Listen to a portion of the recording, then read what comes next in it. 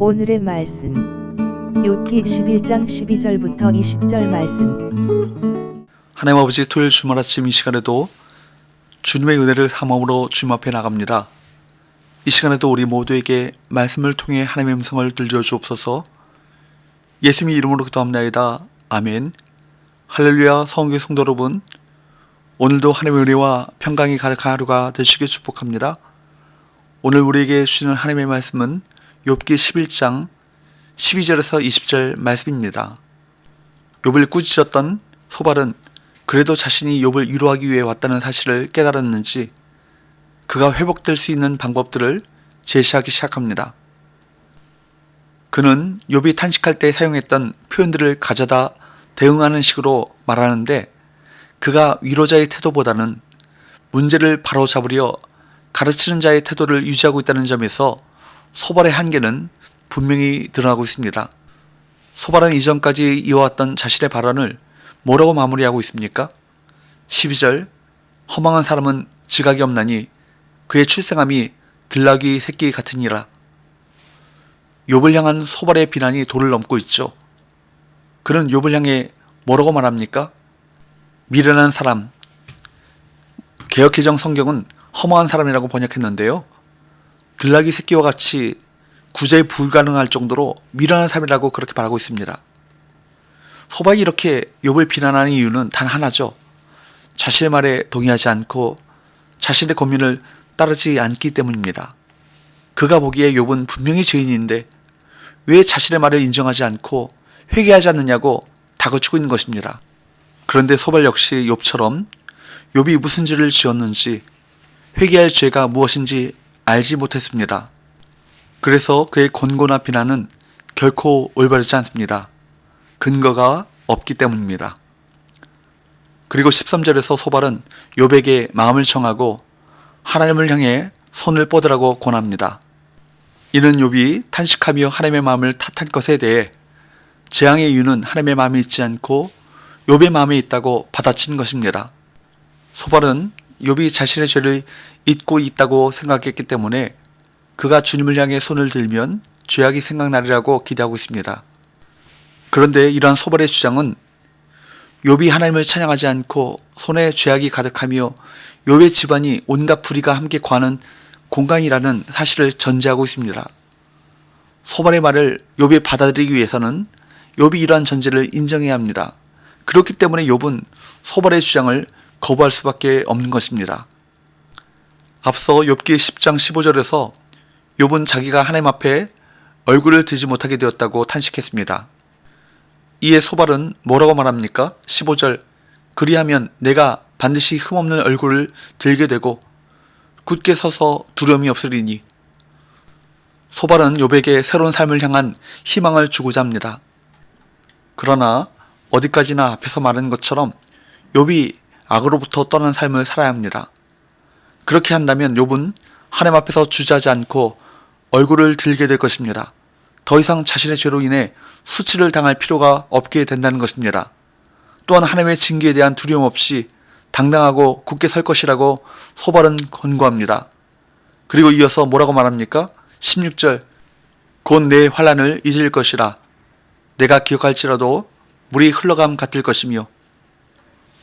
소발은 욥의 죄로 막혀있던 하나님과의 관계가 회복된다면 욥은 더 이상 환난을 두려워할 필요가 없으며 욥에게 깊은 상처와 아픔을 주었던 환난마저 잊게 될 것이라고 말합니다.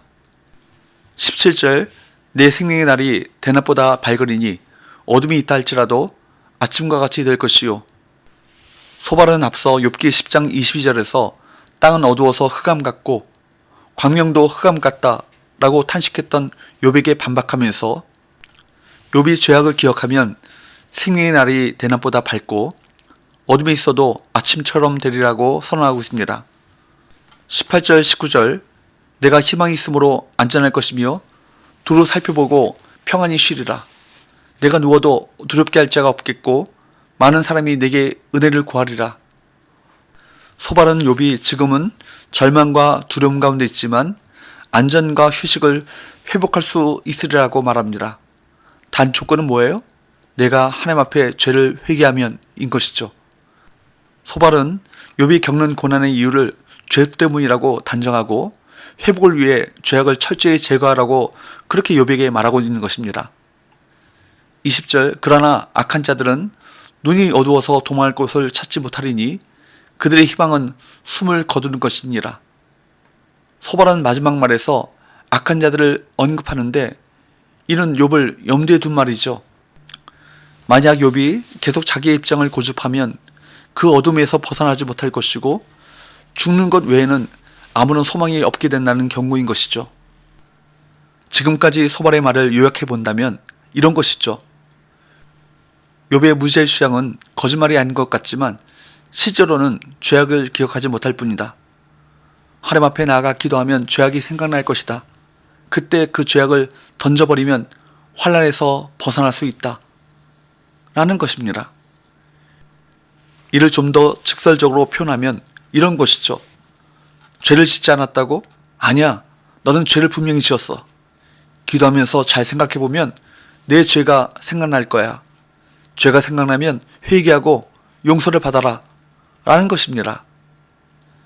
물론 죄를 지었으면 회개하고 용서받아야 한다는 것은 아주 기본적인 진리입니다. 옳은 말이죠. 우리는 분명 죄인이고 하나님께 겸손히 간구하면 하나님께서 구원해 주십니다. 이런 신앙의 논거와 소발의 주장은 틀린 말이 아닙니다. 그러나 아무리 옳은 말이라도 현실 가운데 깊이 숙고하지 않은 채 적용한다면 진리가 오히려 어리석음의 재료가 됨을 인식해야 합니다. 상대를 고려하지 않은 교만한 태도의 충고는 도리어 상처만 될 뿐입니다. 여러분, 다른 사람을 가르치려 들지 마십시오. 겸손한 태도로 공감하고 위로하시기 바랍니다. 의로운 삶을 살았지만 애매한 고난을 당하는 욥 앞에서 소발은 겸손하지 않았습니다. 쉽게 다른 일을 판단하고 정죄했습니다. 그 모습은 예수님께서 그토록 싫어하셨던 바리새인들의 모습 아니겠습니까? 여러분, 지식도 옳아야 하지만 마음과 태도도 옳아야 그 지식이 온전해지는 것입니다. 우리 그리스도인들은 옳은 말을 하는 자가 아니라 덕스러운 말을 하는 자임을 기억해야 할 것입니다. 기도합시다. 하나님 아버지, 함부로 다른 사람이 겪는 고난의 이유를 단정짓고 판단하지 않았는지 우리 자신을 돌아봅니다. 고난 가운데 있는 다른 이들에게 회개 촉구보다 위로의 말로 다가가게 하여 주옵소서. 더욱 우리가 하나님 앞에 겸손해지게 하여 주옵소서. 예수님 이름으로 기도합나이다. 아멘.